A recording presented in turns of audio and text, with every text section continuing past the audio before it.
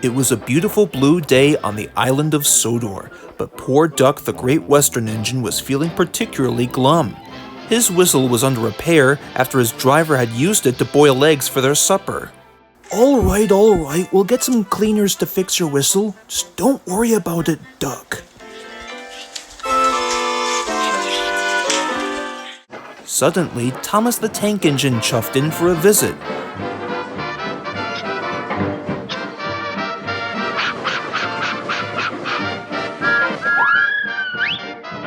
Hello, Duck. What's up, mate? Oh, Thomas, it's you. Hello. Well, you see, I was looking forward to getting back to work.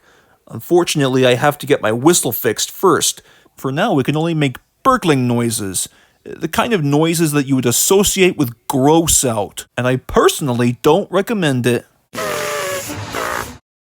You see what I mean? You make a fair point, lad. Well, believe it or not, I once had a wonky whistle like that. Back in 1947. Back when my branch line was new, and even before I met Percy. I don't get it. Well, while you get your whistle fixed, why don't I just explain the whole story anyway? And this was the story Thomas told. One morning, Thomas was dozing at the sheds. It was early morning, and a fitter arrived on the scene and was inspecting him all over before the day's work. At last, he climbed onto the tanks and shook his head no. He then proceeded to climb back down and walked away after a large notice was put in place, reading in bold letters, "Not to be moved." When his driver and fireman had arrived, Thomas could only say, Come on, we ought to get going. I'm going to be late. Don't you know that market day has come to my branch line? Plus, I have to take some sheep to the market grounds. No, simmer down, Thomas, we can't. The notice says you have to stay here, but we don't know why. Nonsense, there's nothing wrong with me. Somebody must have left it there by mistake. I cannot wait here all day.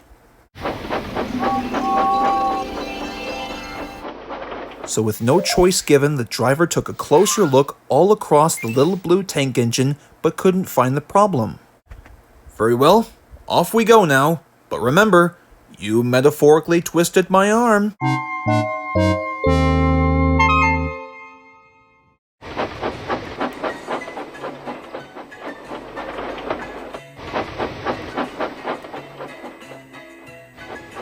At a nearby station, Thomas was waiting anxiously for some sheep to be loaded into his cattle trucks. He had to let off steam as the final sheep was loaded. Simmer down, old fellow, said his driver. There's plenty of time. We have to be very careful not to disturb the sheep. At last, the signal dropped to green, and before anyone could check to see if the doors were shut, Thomas insisted that they would get to market on time, and he went off in a fuss. Hurry along, hurry, puffed Thomas, who was once again pretending to be like Gordon. Soon enough, Thomas was rattling up the line and into the tunnel. He had to whistle there. However, today something odd happened. Whistling fireboxes! Something's funny about my whistle! Well, we can't stop to fix it now. The Fat Controller's relying on me to be on time. Naturally, Birdie the bus was there when Thomas reached the next station.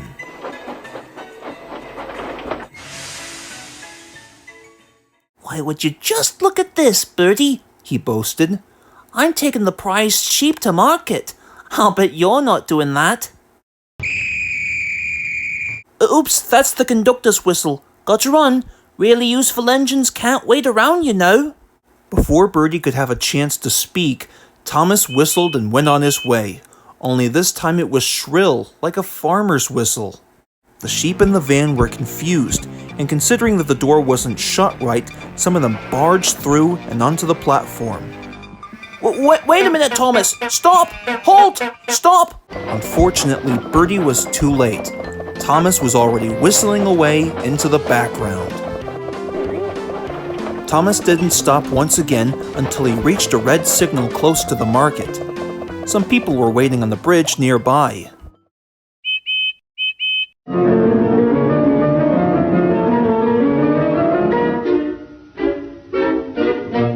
I sure hope you're all coming to see me at the market.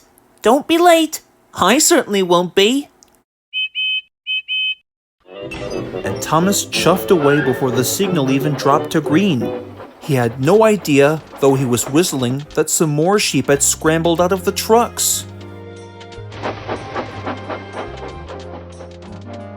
At last, Thomas bustled cheerily into the market grounds, in which the guard stepped down to check the sheep. The little blue tank engine couldn't have felt more proud. It's no wonder why the Fat Controller has given me this branch line, he thought to himself. He thinks I'm reliable. His pride was short-lived, however, when the guard checked inside one of the cattle trucks. Oh my gracious, he shouted. What happened to all the sheep? The door's wide open, too. Botheration, sighed Thomas. The day started off so well, too.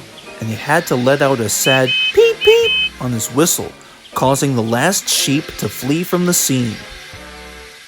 Ah, there's your answer, Thomas, said the driver. The sheep think that you're blowing a farmer's whistle. We shouldn't have been so impatient to leave this morning. All right, come on, buddy.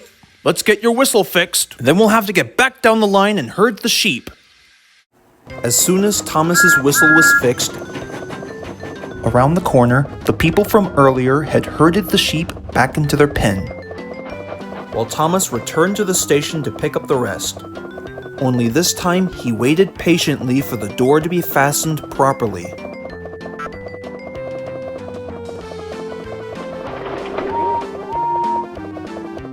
Henry the Green Engine smiled and said, "That's a good engine. You cannot run a railway with the sheep running about.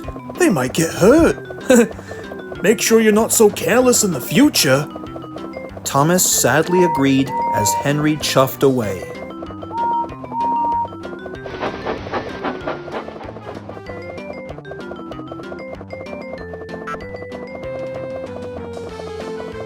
Soon enough, he was ready to head back to the market grounds, making sure not to rush or bump the trucks about.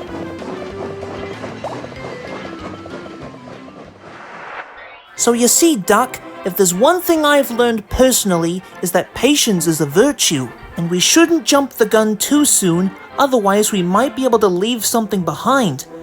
And on a side note too, how's your new whistle turning out? Let's just check that theory.